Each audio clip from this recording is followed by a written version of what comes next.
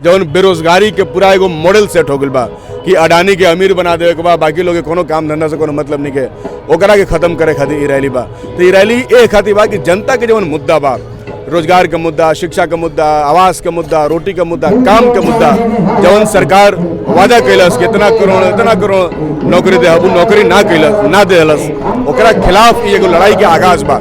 देखिए विष्णु जी, हमनी के दू गो लड़ाई बा। एगो लड़ाई सत्ता के खिलाफ बा, दूसरा लड़ाई धन बल के खिलाफ बा। हमनी के इहो लड़ाई लड़तनी कि राजनीति में धन बल के जौन प्रभाव बढ़ रहा बा ओकरा पर रोक लागे। अगर ए पर रोक ना लगी तो हमारा रुआ ऐसा आदमी राजनीतिक कार्यकर्ता ना बनी है, फिर तो पैसा वाला के जौन थैली साहब वाले सब ओकनिए के लड़का राजनीति में यह कार्यकर्ता बनी है। ऐसे ही दोनों लड़ाई बा। नमस्कार, मैं विष्णु नारायण। CPI-ML के महाअधिवेशन की शुरुआत और गांधी मैदान से रैली से शुरुआत हो गई बा ना, एकदम 24 के चुनाव के एक तरीके से बिगुल मान लेवल जाओ, एकदम बिगुल फुका गइल मान लिया करेगा। हाँ, तो ओकरे बाद महागठबंधन के भी सुनाता रैली बाटे कोसी सीमांचल के इलाका में। एक तरफ अमित शाह भी आवता ना चंपारण देने। का एजेंडा बा, लेफ्ट के का एजेंडा बा?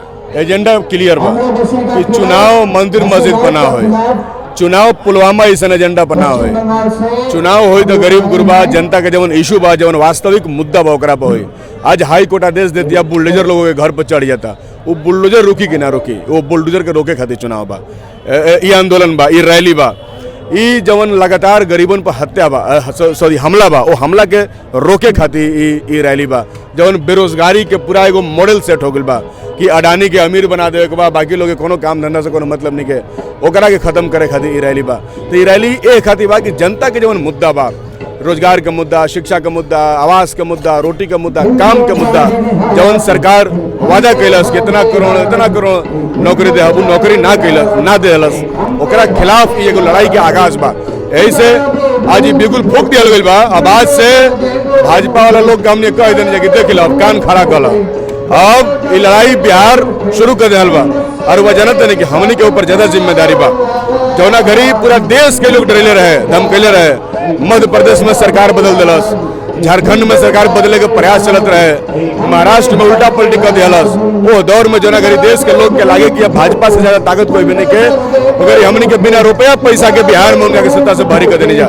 ऐसे मैंडेट के जैसे रउआ लोग कहत नहीं कि भाई मध्य प्रदेश में भइल, महाराष्ट्र में करे के कोशिश में, तमाम राज्यों में, तो बिहार में भी वो मैंडेट के एक तरीके से फेरबदल कइल गइल ना। पिछला भी तो नीतीश जी और भाजपा मिलकर के साथ चुनाव लड़ रहा है। जौना चीज फलना खातिर गलत बात अपना खातिर सही कैसे हो जाए? ना बिल्कुल सही ना हो, लेकिन जब सत्ता एकदम तनाशाह हो जाए, जब ओकरा कोनो चीज के फिक्र नहीं खे, वो कल बल छल जौन बस सब लगा होता, तो ऐसा आदमी के सामने जो ना खातिर कोनो नैतिकता नहीं के, तो अब ओकरा खातिर नैतिकता के बात कोनो मतलब नहीं के रखत। ऐसे जब वो लगातार जबरदस्ती तुर रहा बा, तो ओकरो के तुरे खातिर हमने के हथकंडा अपनावे में कोनो नैतिकता के धरातल पर अगर हमनिए के खड़ा नहीं रहल जाए, जेकरा से लड़ाई लड़े के बाद जे खड़ा नहीं रहे, तो फिर कैसे हमने के पूरा नैतिकता के आधार पे खड़ा बनी जा, पूरा नैतिकता के आधार पे।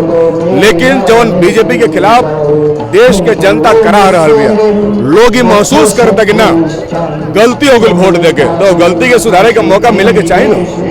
अब 5 साल के इंतजार करिए जरूर, लेकिन वो गलती के सुधारे का मौका अगर बीच में मिले तो जरूर करके सुधारे के चाहिए। जैसे रउआ लोग कहीं नहीं जगह कल बल छल भइल, साम दाम दंड भेद से वो सब शासन हासिल कर लेता लोग, जो ना हिसाब से चुनाव इतना महंगा होकर चल जाता, उनमें आम जनता के कहीं कोई सुनवाई नहीं खे। यही रैली में आवे वाला लोगों के भी बहुत उम्मीद से आइल बाटे। काले हम बतियावत रही तो ये भी जानत नहीं खे लोग कि वो अमित शाह के रैली में आइल बा कि दीपंकर भट्टाचार्य के रैली में आइल बा। मगर ये तरह के लोग जन आइल बा, जो ना उम्मीद से आइल बा, तो जो ना हिसाब से चुनाव महंगा होकर चल जाता। लगता है कि भाजपा जैसन पार्टी ओकरा पीछे जो उद्योगपति के एक तरीके से सह बाटे, वो में लड़ाई आप लोग बहुत लड़ पाइब जा। देखिए विष्णु जी, हमने के दू गो लड़ाई बा। एगो लड़ाई सत्ता के खिलाफ बा, दूसरा लड़ाई धन बल के खिलाफ बा। हमने के इहो लड़ाई लड़तनी कि राजनीति में धन बल के जवन प्रभाव बढ़ रहा बा ओकरा पर रोक लागे। अगर ए पर रोक ना लगी तो हमारा रुआ ऐसा आदमी राजनीतिक कार्यकर्ता ना बनी है, फिर तो पैसा वाला के जवन थैली साहब वाले सब ओकनिए के लड़का राजनीति में यह कार्यकर्ता बनी है। ऐसे ही दोनों लड़ाई बा। ये जवन रैली बा ओकरे खिलाफ प्रतिरोध बा कि सब लोग एजा ऐसा कोनो बात नहीं है, कोई के स्पॉन्सर नहीं है, कोई बस नहीं के भेजले, कहीं पूड़ी या पुलाव नहीं के बनल, कहीं नाच गाना के प्रबंध नहीं के बल बल्कि टोटल लोग रात में जो ना गरीब पछया जाल का मार देती आधा रात में वो गरीब अपन लिट्टी भंटा ले गए बा रुआ रैली में घुमम तरुआ सगरे मिल गए आदमी लिट्टी खात अभी सवेरे सवेरे सबे अपना घरे से बना के लाइल बा। ई माले के रैली ओकरा के मजबूत करे खातिर बा। लोकतंत्र तबे मजबूत होई जब राजनीति आम आदमी खातिर स्पेस राजनीति में रही। ऐसे धन बल के जौन राजनीति में जौन कहते ने कि धन बल के मुकाबला कैसे हो, निश्चित तौर पर एगो बहुत बड़ा ही चुनौती बा, बहुत बड़ा चिंता का विषय बा। लेकिन एकरा के तुरे के तो पड़ी, तुरला बिना तो कोनो विकल्प नहीं है। अगर एकरा के ना तुरल जाई तो फिर देश कैसे बचे, फिर तो देश सब पूंजी वाला के हाथ में चल जाए। वही तुरे खातिर हमने के लेफ्ट के आगे बढ़ावल जरूरी बा, कम्युनिस्ट पार्टी के आगे बढ़ावल जरूरी बा, ए तरह के रैली के आयोजन कर जरूरी बा। कल हम कुछ लेकिन से ये रैली में भेटाई जहाँ तहाँ से आई रहे अपन उम्मीद से कि विश्वविद्यालय में रुआ लोग भी विश्वविद्यालय के राजनीति को केन जाए। विश्वविद्यालय के सेशन के लेकर के लगातार मुख्यमंत्री से भी सवाल चाहे पिछला सरकार में रहो तब पूछल गई लोग ए बीच पूछल गई लोग लगातार उठार देवे ना कोनो तरीका से कि भाई हम देखत तनी रउआ लोग जो नौजवान विधायक बनी जाए, अभी पहला बेरी विधानसभा बन जाए, बहुत अपेक्षा बा लोगों से। का कहब विश्वविद्यालय के सत्र कैसे ठीक हुई? विश्वविद्यालय के बुरा हाल बा, एकरा से कोई इनकार नहीं कर सकता। विश्वविद्यालय के ही ना प्राथमिक शिक्षा से लेके सबके हालत खराब बा। प्राथमिक शिक्षा में स्कूल में कमरा नहीं है, स्कूल क्लासरूम में बेंच नहीं है, +2 में शिक्षक नहीं खन बारन तो उनका सैलरी नहीं मिलत। जितना लोग जाइल बा अभी हम आवत रहे तो मास्टर साहब लोग हमारे के फोन कैले सा कि भैया रैली जैसन टाइम पर हो रहा बा, हमनी के परीक्षा के ड्यूटी चलता, हमनी के छुट्टियों नहीं जा ले सकत, लेकिन हमनी के मुद्दा पर जरूर बात होके के चाहे, समान काम के समान वेतन मिले के चाहे। अगर आज परीक्षा ना हो तो बड़ा संख्या में बिहार के मास्टर साहब लोग रैली में लौकित लोग, तो ऐसे सबके मुद्दा बा हमनी के जानत नहीं जा। विश्वविद्यालय के सेशन भी लेट बा, हमनी के ओकरा खातिर लगातार लड़ाई लड़ते नहीं जा। आज जौन बिहार में सरकार बा जो ना हमनी के समर्थन से बनने बनी जाओ, सरकार के भी शिक्षा मंत्री से कई बार हमनी के सवाल करनी जा कि सेशन रेगुलर के लिए बहुत ही जरूरी बा। अगर सेशन रेगुलर ना हो तो फिर हमने के बिहार के लड़का बाहर के लड़कन से कंपटीशन कैसे कर पायन। एजा हमने के BA पास 5 साल में करन, फिर कमीशन के एग्जाम होके, चाहे कोई के दिल्ली पढ़े जाए होके, कोई के कहीं पढ़े जाए होके, तो कैसे जाए। ऐसे ओकरा के ठीक के बहुत ही जरूरी बा। एकरा खातिर बहुत ही पॉजिटिव आश्वासन शिक्षा मंत्री जी की तरफ से मिलल बा। अब की बार विधानसभा के अंदर भी इस सवाल बहुत गंभीरता से अभी जो 27 से शुरू होके वाला बा ओकरा में हमने के उठाई जा।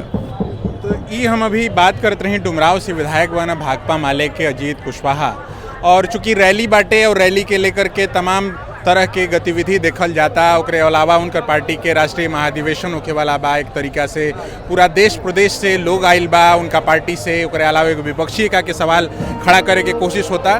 तमाम चीज़न पर नज़र हमनी के बनौले रहल जाई। वो लोग हमनी के प्लेटफॉर्म से जुड़ जाई जा।